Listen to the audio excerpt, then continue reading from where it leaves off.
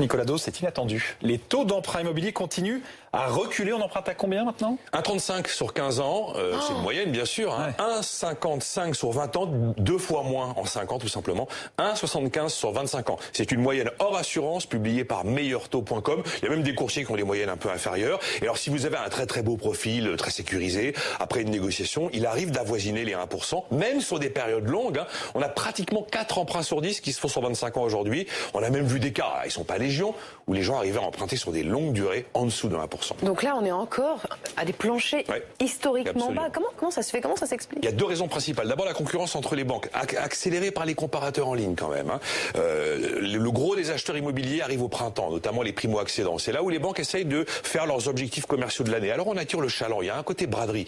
Et d'ailleurs, à la fin de l'année, quand c'est presque fini, souvenez-vous en novembre, eh ben les objectifs étaient atteints et là les taux étaient repartis un peu à la hausse. Voilà. Il faut capter les clients pour ensuite espérer qu'ils restent, et c'est souvent le cas, pour leur vendre d'autres produits, des produits comme de l'assurance vie ou des placements plus rentables. Et puis deuxième raison, les conditions monétaires, les taux de la BCE auxquels empruntent les banques commerciales sont historiquement bas, ils vont le rester parce qu'on a peu d'inflation et une croissance qui ralentit. Et enfin le taux auquel la France emprunte, qui est le taux long, qui sert de référence au crédit immobilier, ce taux d'emprunt de la France, il recule aussi. On est sur une très bonne nouvelle pour les acheteurs immobiliers. Du oui et non. Alors, excellente nouvelle, l'argent est bon marché, vous êtes solvable, vous pouvez emprunter plus. Effectivement, c'est une bonne nouvelle pour l'acheteur.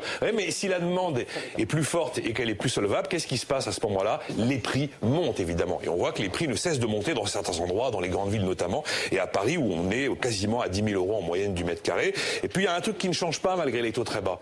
Si vous avez un profil vraiment risqué, c'est-à-dire avec des découverts bancaires récurrents, avec des très faibles revenus ou des CDD à répétition, malgré les taux bas, là, vous peinez toujours à décrocher un prêt immobilier.